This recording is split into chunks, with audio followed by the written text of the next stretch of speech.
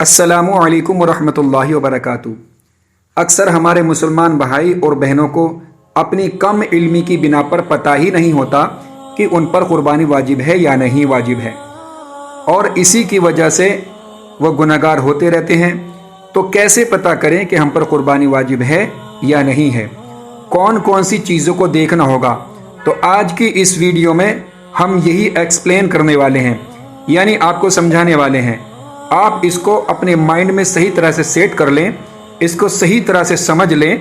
अगर इस चीज़ को आपने समझ लिया तो फिर कभी आपको किसी कशमकश का सामना नहीं करना पड़ेगा।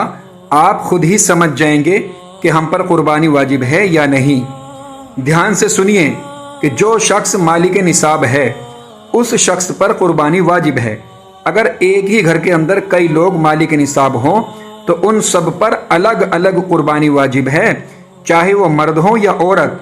और जो शख्स मुसाफिर है तो उस पर कुर्बानी वाजिब नहीं है, कुर्बानी मुकीम पर वाजिब है। हाँ, अगर मुसाफिर सफ़र में है और वो अपनी तरफ से सवाब की नीयत से कुर्बानी करना चाहता है तो कर सकता है, उसको सवाब भी मिलेगा, लेकिन उस पर कुर्बानी वाजिब नहीं। कुर्बानी के जो 3 दिन हैं, अगर इन 3 दिनों में कोई मालिक निसाब हो जाता है तो उस पर कुर्बानी वाजिब है।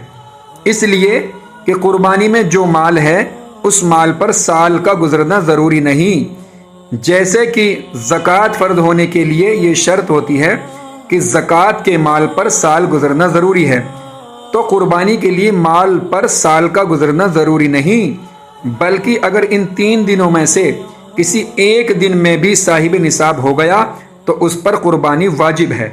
अब कैसे पता चलेगा कि मालिक निसाब है या नहीं? तो ध्यान से सुनिए कि 5 चीज़ें हैं। इन 5 चीज़ों को काउंट कर लीजिए, यानी गिन लीजिए, तो आप खुद ही नतीजा निकाल सकते हैं कि मालिक निसाब है या नहीं। कौन कौन सी 5 चीज़ें हैं, इनको समझ लीजिए। नंबर 1 सोना, नंबर 2 चांदी, नंबर 3 माले तिजारत, नंबर 4 नकद रुपया, नंबर 5 आपकी ज़रूरत से ज़ायद चीज़ें। ये 5 चीज़ें हैं, तो इन 5 को जमा करेंगे। अगर 4 चीज़ें हैं तो इन 4 को जमा करेंगे, अगर 3 चीज़ें हैं तो इन 3 को जमा करेंगे, अगर 2 चीज़ें हैं तो दोनों को जमा करेंगे, या एक ही चीज़ है तो जितनी भी चीज़ें हैं इन सब को जमा करने के बाद ये देखना है कि क्या इतना पैसा बन जाता है कि इनसे 52.5 तोला चांदी खरीद सकते हैं। अगर ग्राम में समझना चाहें तो 612 ग्राम बनता है 52.5 तोला चांदी का।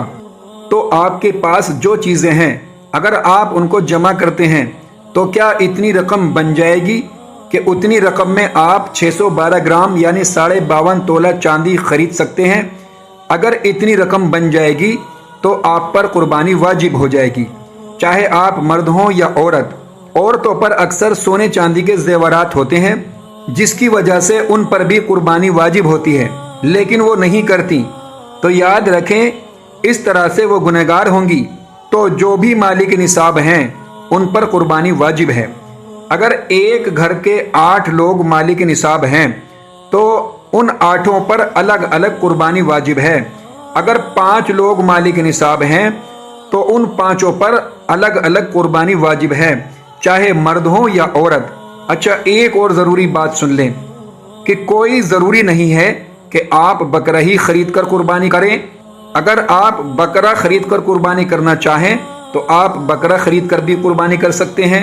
और अगर आपके पास पैसे कम हैं तो कुर्बानी के जो बड़े जानवर हैं आप उसमें हिस्सा डालकर भी कुर्बानी कर सकते हैं।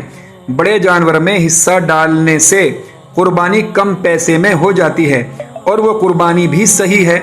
अगर आप साहिब निसाब हैं तो आप चाहे तो बकरा खरीद कर कुर्बानी करें या बड़े जानवर में हिस्सा डालकर कुर्बानी ज़रूर करें, अपना वाजिब ज़रूर अदा करें। उम्मीद करता हूँ आपको अच्छी तरह से बात समझ में आ गई होगी। इस वीडियो को दीन की खातिर खूब शेयर करें। इसी के साथ अपना ख्याल रखें, हमें दुआ में याद रखें। अल्लाह हाफ़िज़।